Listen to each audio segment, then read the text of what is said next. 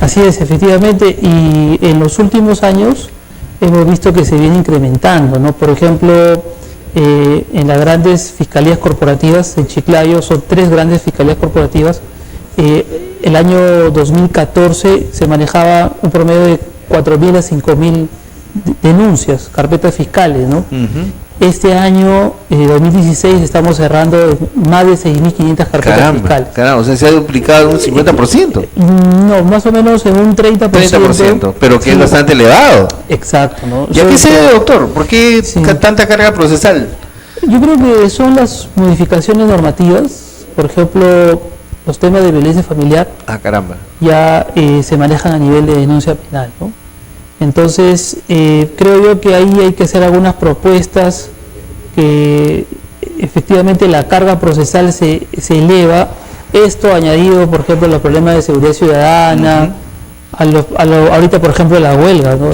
Sabemos que el Poder Judicial, ahora el Ministerio Público, están en paralizaciones laborales y eso realmente es un gran problema porque obviamente la ciudadanía tiene esa expectativa de, como usted dijo, acceder a la justicia o que tenga un mejor servicio, pero si hay estos problemas, definitivamente las instituciones tienen un poco entre perder la credibilidad o también desconfiar, ¿no? Hay una crisis, doctor, del sistema judicial en el país. De alguna manera pareciera que cuando son entrevistados los ciudadanos en el Perú, no necesariamente de manera mayoritaria hay una aprobación tanto al Poder Judicial como al Ministerio Público. Parece que hay un cierto descontento. Así es, efectivamente. Y yo considero que la ciudadanía a veces identifica al Ministerio Público dentro del Poder Judicial. Sí, y a veces confunden, ¿no? Creen que es lo mismo. Sí, efectivamente. Históricamente, bueno, el Ministerio Público surge prácticamente como un órgano constitucional autónomo en la Constitución de 1979, ¿no? ¿Por qué se le dice, doctor, titular de la acción penal? Así es. Bueno, en ese entonces, con el Código de Procedimientos Penales de 1940, nosotros seguíamos mucho el sistema inquisitivo, un sistema donde heredado prácticamente de España, ¿no? Donde el juez era el juez instructor, ¿no? Entonces, el juez tenía las funciones de investigar y sancionar. Y evidentemente el Ministerio Público era como un apéndice del Poder Judicial y más que todo trabajaba la policía con el juez, ¿no? Inclusive el juez hacía labores propias de investigación. Pero a raíz de la Constitución de 1979 se crea este organismo constitucional autónomo del Ministerio Público y en 1981 se da la ley orgánica del Ministerio Público y en la Constitución de 1993 se consolida al Ministerio Público como representante de la acción penal pública, es decir, los delitos perseguidos de oficio, se entiende los que tienen sanciones elevadas o las que dañan más las fibras de la sociedad, esas son las que debe investigar el Ministerio Público. Por ejemplo, ahorita un caso de violación sexual. Si yo no quiero denunciar por X razones, el Ministerio Público, de oficio, como titular de la acción penal, este caso lo lleva hasta el final, ¿no? Entonces, esas modificaciones, tanto constitucionales y normativas, se han ido evolucionando y con la actualidad vemos pues de que afrontamos problemas tanto de carga procesal. Aún así, yo justo había traído unas estadísticas. Creo que hay una estadística importante que tiene usted ahí, doctor. Sería interesante que nos dé a conocer en qué consiste. Efectivamente, miren, nosotros en Lambayeque tenemos un gran porcentaje de casos con detenciones. Después de Lima, tenemos aproximadamente en el año 2015 6.686 detenciones. Es decir, nosotros tenemos un alto índice de denuncias con detenciones y evidentemente con los procesos de flagrancia, ¿no? Esto se ha incrementado, ¿no? Esto hace pues de que el fiscal tenga un rol dinámico, porque obviamente va a representar, como usted lo dijo, como titular de la acción penal, como defensor de la legalidad, como representante de la sociedad en juicio, ¿no? Ahora con el nuevo proceso penal, las audiencias son orales, ¿no? Ustedes pueden acceder a la audiencia asistiendo al Poder Judicial, ahora también a través de... Son públicas las audiencias. Exactamente, ¿no? y allí se desenvuelve el Ministerio Público, y en Lambayeque, a pesar de ser una ciudad pequeña, ¿no? Como por ejemplo Tacna, Tumbes, Chiclayo, son ciudades pequeñas, pero tienen un alto índice de densidad poblacional, ¿no? Y aquí en Chiclayo hay mucha inmigración, hay mucha gente que viene de la sierra, la selva. Entonces no tenemos recursos económicos, por ejemplo canon, no tenemos canon ni minero, ni canon pesquero, ni canon como tiene por ejemplo Piura o Cajamarca. Sin embargo, Chiclayo es una ciudad estratégica por el tema del comercio, el turismo, y porque tiene, como le digo, una alta densidad poblacional. Entonces, me parece que los delitos que más se cometen tienen que ver con la inseguridad ciudadana, que afectan a la sociedad, por ejemplo, un hurto de un celular, o el robo de una cartera, o el famoso pasajero a bordo. Entonces, me imagino que estas situaciones demandan del Ministerio Público y de los organismos tutelares, sea la Policía Nacional, el Poder Judicial y el INPE, una labor más sacrificada, más ardua, que como le digo se ve reflejado en estas estadísticas, donde tenemos una alta carga procesal, pero también tenemos una elevada respuesta, que estamos después de Lima, seguimos nosotros, Lambayeque, ¿no? Bueno. Y están las grandes provincias que son Trujillo, Arequipa, Cusco, como las que tienen la mayor carga procesal, pero también tienen la mayor respuesta ante estas situaciones.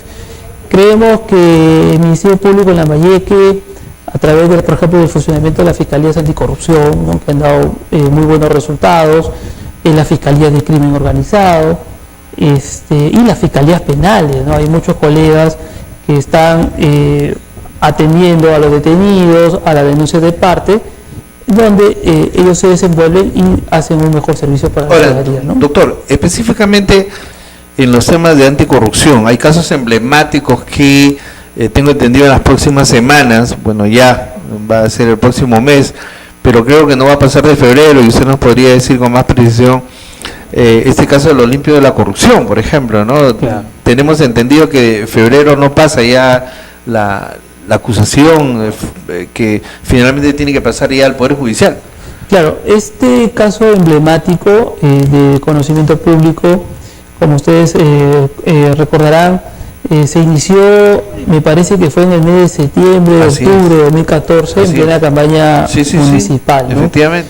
Yo realmente lo graficaría como, así como tenemos el señor Esipán a nivel cultural, a nivel jurídico penal, este caso también simboliza, ¿no? Porque creo yo, todo lo que se descubrió, el dinero en la casa del alcalde y la respuesta que dio el Estado a través del organismo persecutor, del Poder Judicial, de procesar penalmente a varios funcionarios por delitos muy graves contra la administración pública, ¿no? Nos da la idea, pues, de que efectivamente este caso ya cumplió prácticamente más de 2 años, tendría que pasar a la etapa intermedia, ¿no? Donde es, digamos, la etapa donde el fiscal formulará su requerimiento, dando a conocer su pretensión, tanto penal, civil, expondrá sus medios probatorios, delimitará también cada imputación a los implicados, y en la fase estelar será el juzgamiento, ¿no? Ahora, doctor, en ese contexto,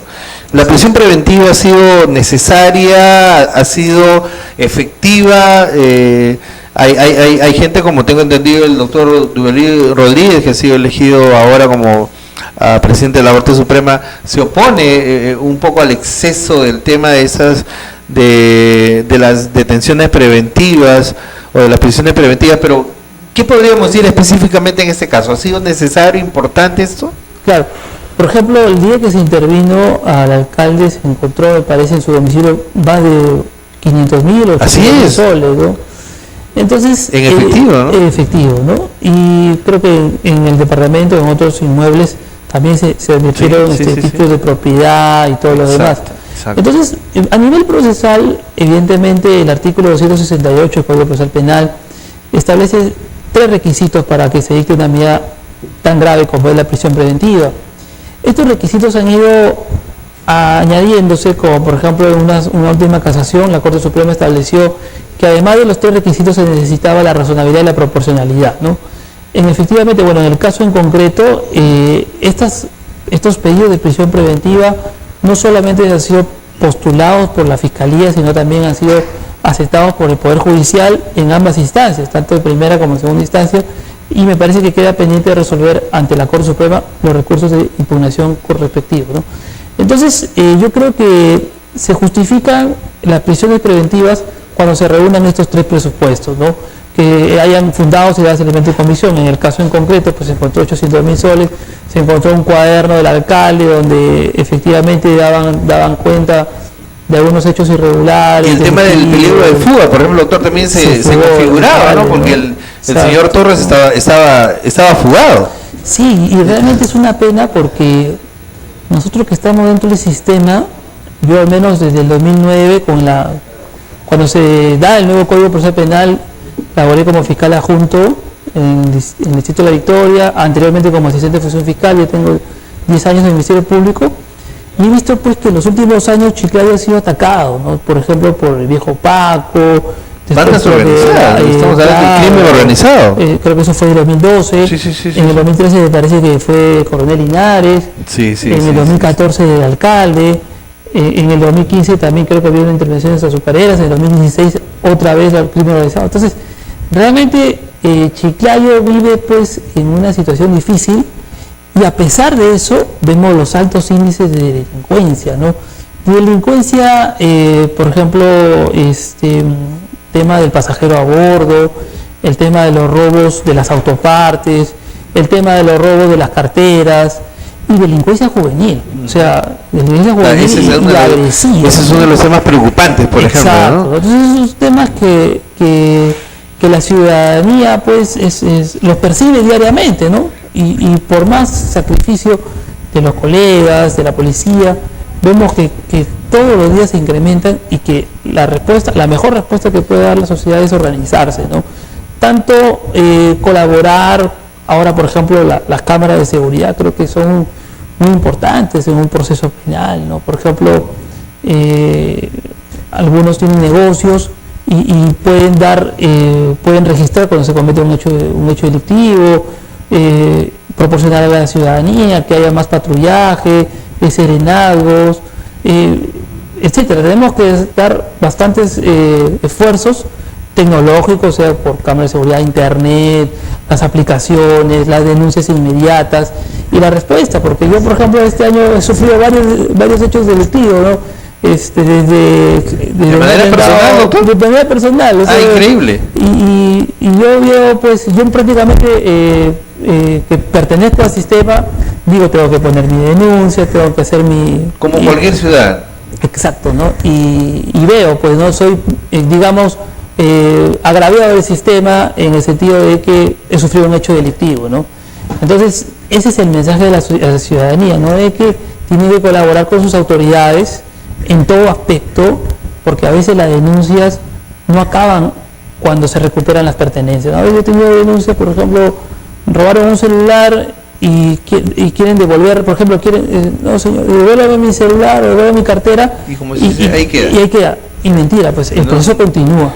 Ahora con los procesos de flagrancia se están agilizando, pero lo ideal es que el denunciante, yo entiendo, por ejemplo, el temor fundado a recibir represalia del agresor, claro, pero lo ideal es que continúe con su denuncia y que esa persona reciba una sanción, y de esa manera la sociedad se debe protegida, ¿no? De que haya una persona menos que pueda atacar a más adelante a otro joven o a otra señora, o que, por ejemplo, sea víctima de un robo en su domicilio, y otras situaciones que pueden darse, ¿no? Ahora, doctor, la figura del colaborador eficaz, ¿en qué medida abona a sustanciar los elementos de convicción en un proceso judicial? Es muy interesante, creo yo, que desde la época de Fujimori, me parece que se dieron estas normas se llama a nivel técnico. Pero ahí habían los tribunales sin rostro, ¿no? Claro, o sea, diseñaron una política, por ejemplo, que era el famoso delator, ¿no? O sea, un derecho penal premial. Yo pienso que la política criminal ahorita se está nutriendo de esos factores de colaboradores eficaces, lo que se menciona, de los premios, del dinero, de recompensas, de información, de proveer datos para capturar a lo más buscado, ¿no?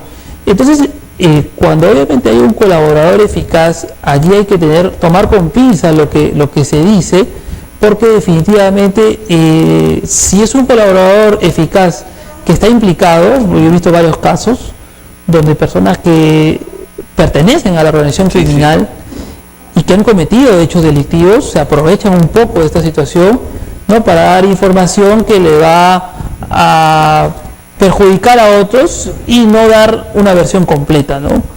Una versión sesgada, más bien. Exactamente, ¿no? Pero de que tienen información la tienen, de ¿no? hecho, son personas que, es más, algunas están en la cárcel, algunas están prófugas, algunas negocian, ¿no? Y yo creo que el sistema de justicia penal tiene que utilizar todos los mecanismos, obviamente corroborar la información, por eso que el proceso de colaboración eficaz dentro de nuestro sistema procesal penal implica que no solo te voy a recibir la información, sino que también la tengo que corroborar, ¿no? Hay varios métodos, por ejemplo, en un caso donde se intervino, me parece, a una banda en Trujillo, donde estaba implicado un policía o hay un colaborador eficaz, y nunca salió a la luz. Generalmente nunca salen a la luz, pero esa información permitió evitar un secuestro a un empresario que venía de Trujillo, al aeropuerto. Se capturó a un policía en actividad, a toda una banda organizada en Huanchaco, por la información del colaborador eficaz, corroborada. Y obviamente a ese colaborador eficaz se le da su recompensa. Entonces, estamos en una situación difícil.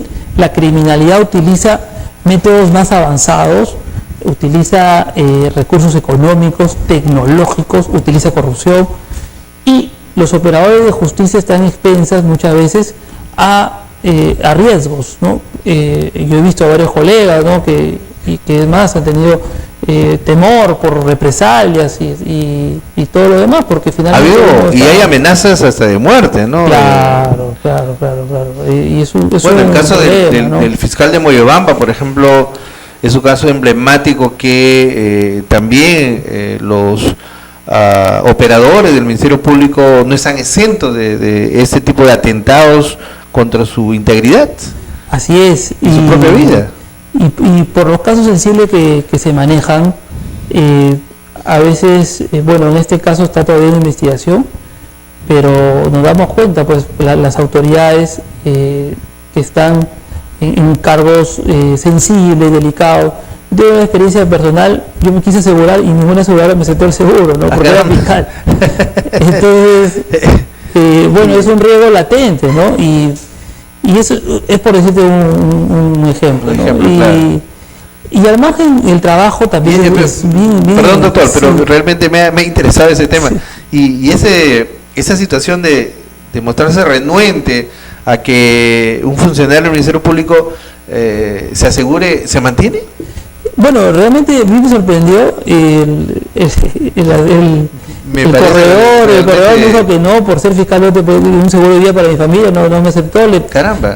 Cambié el producto por un seguro de ahorro de ti, pero yo creo que además que la función que desempeñamos somos también seres humanos. He tenido también la oportunidad de procesar a bastantes personas y a veces cuando terminan las audiencias nos estrechamos la mano y en fin, hacemos nuestra labor, ¿no?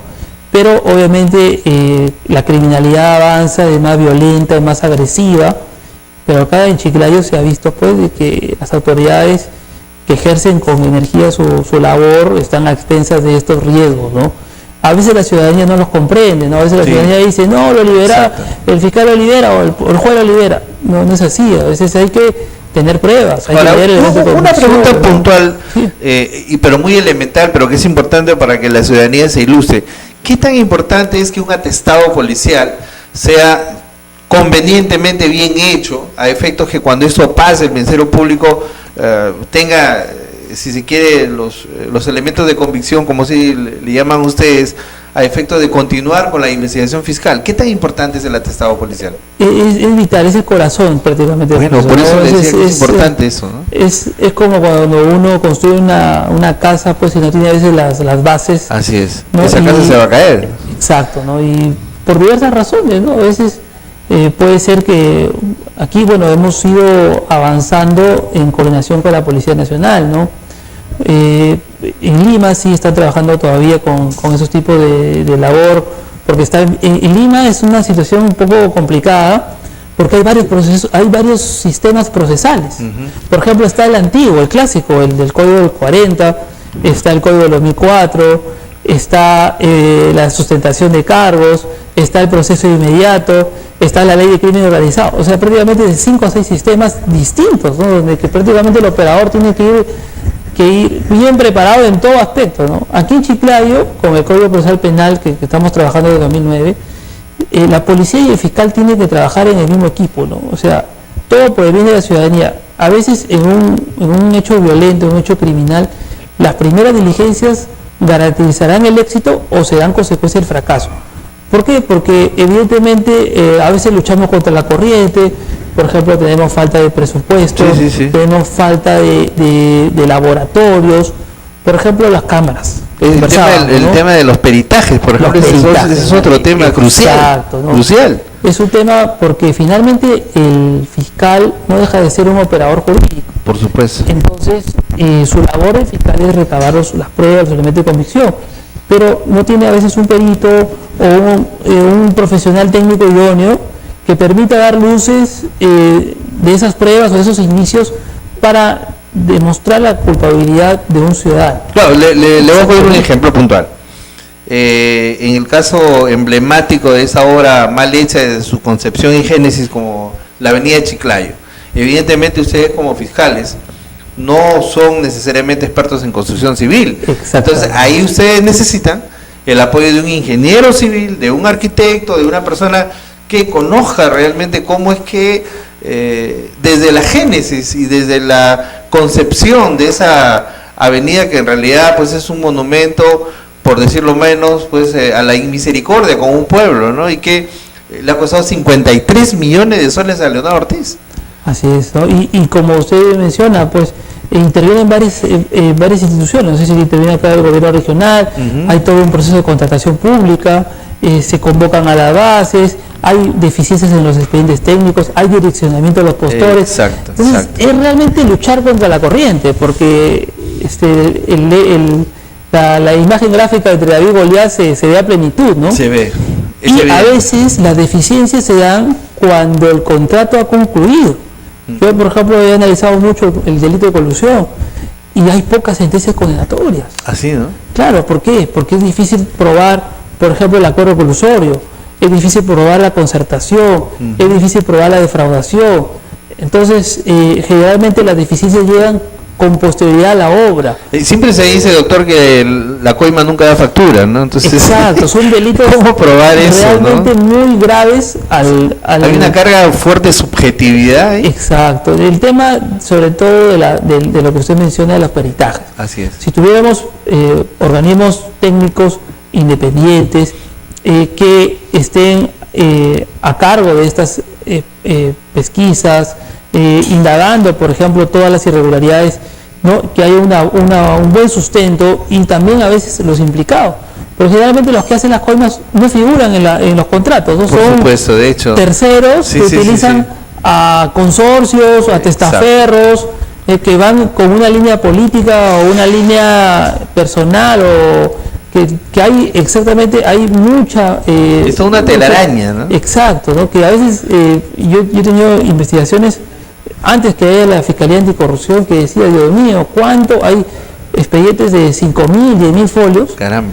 Donde prácticamente hoja por hoja revisarlas y como usted dice, pues el trabajo del auditor, ¿dónde está el ingeniero civil? ¿Dónde está el que hizo el perfil? ¿Dónde está el arquitecto? ¿Por qué hay una sobreversión? ¿Por qué hay una adicional? ¿Por qué se cobra y no se ejecuta? Y viceversa, se ejecuta y no se cobra.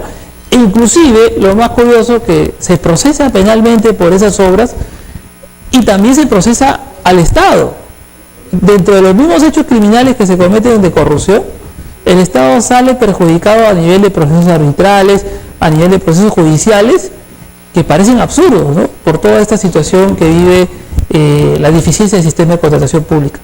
Espero, durante esta gestión este honor que tengo de representar a mis ¿Cuándo colegas. comienza, doctor, la gestión? Bueno, las elecciones se dieron el viernes pasado, la eligieron a la doctora Mariana Vázquez Agaceta como presidente de la Junta de Fiscales Superiores. Espero reunirme, ya a partir de 2017-2018, la primera semana de Son enero. 2 años que va a durar la gestión. 2 años, tenemos programados hacer reuniones con los colegas provinciales y también reuniones, por ejemplo, con el presidente de la Contraloría de Chiclayo, con los jefes policiales, ¿no? Quizás también con la Defensoría Pública y con el Poder Judicial, sobre todo para dar algunos puntos de vista que son muy importantes, por ejemplo el tema de la frustración de audiencias, el tema de los turnos, el tema de las denuncias, ¿no? O sea, agilizar las denuncias, ver qué preocupaciones tiene la policía o qué preocupaciones tiene la Contraloría, la Defensoría Pública, de qué manera se pueden solucionar y dar la mayor, que el Ministerio Público obviamente se mantenga, que como le digo, las cifras son muy alentadoras, a pesar de todas las... de la extrema carga procesal. Así es, tenemos, después de Lima estamos ahí, y siempre la pelea siempre es entre Trujillo, Arequipa y Chiclayo, ¿no? Lambayeque, gracias a Dios, desde el 2009 mantiene ese liderazgo, desde la gestión de la doctora Carmen Miranda hasta ahora que viene la Se doctora... ha mantenido, qué bueno. Sí, definitivamente, qué bueno. Y yo iba a Lima, por ejemplo, y veo que los colegas siempre están pendientes de lo que hagan en otros distritos, sea Trujillo, Chiclayo, Arequipa, porque tienen más experiencia, por ejemplo, con el Código Procesal Penal, y porque obviamente hay investigaciones muy relevantes, ¿no? Que se están dando con mucho éxito, ¿no? Bueno, Sí. doctor, yo le agradezco realmente su presencia, participación. Sé que también usted desarrolla el trabajo académico, ¿enseña actualmente en alguna universidad local? Sí, amigo, ¿Cuáles son las cátedras que desarrolla usted, doctor? Bueno, la Universidad San Martín de Porres estamos enseñando la especialidad penal. El derecho penal. Derecho procesal penal. Procesal penal. Sí, y bueno, también un derecho penal constitucional, ¿no? En realidad, la dinámica que trabajamos en San Martín a partir de los últimos ciclos, que los alumnos escojan, ¿no? Por ejemplo, hay algunos que se van al corporativo, otros que se van a civil y otros que se van a la especialidad penal, ¿no? Allí ya hace 3 años venimos desarrollando con los jóvenes más interesados en el derecho penal, derecho procesal penal, en el derecho de ejecución penal, ¿no? Que es prácticamente la rama donde laboro y donde hay buenos jóvenes inquietos académicamente que están dando, bueno, sus pasos en el derecho, ¿no? ¿Y cómo va la maestría, doctor, en Derecho Bien, ahí Constitucional? con nuestro presidente, con mi colega amigo José Constantino, ya estamos El terminando. popular José Santos. Sí, ya estamos terminando, ya justo estamos en los 2 últimos cursos. Ah, qué bueno. Y bien, bueno, gracias a Dios ha sido ya estamos concluyendo Una también. experiencia académica muy grata también, ¿no? Sí, en el alma mater de la Universidad Pedro Rivera, ¿no? Bueno, doctor, una vez más, muchísimas gracias por su presencia. El día de hoy vamos a seguir convocando al efecto que sigamos comentando aspectos fundamentales del quehacer del Ministerio Público. Es importante que la ciudadanía conozca cómo los operadores del titular de la acción penal, que es el Ministerio Público, vienen ejecutando su trabajo a efectos de no solamente transparentarlo, sino también de darlos a conocer, porque creo que la ciudadanía debe conocer realmente cuál es el trabajo que ustedes están realizando, doctor Telésforo Vázquez. Yo le agradezco una vez más su presencia y lo comprometo para que en una próxima oportunidad esté nuevamente con nosotros. Muchas gracias, amigo Edwin, también a todos los espectadores de tu programa, y muy gustoso, y saludando a todos mis colegas del Ministerio Público que estamos atendiendo a la ciudadanía como siempre lo hacemos. Gracias. Perfecto. Fue el doctor Telésforo Vázquez, y a ustedes, amigos de Destape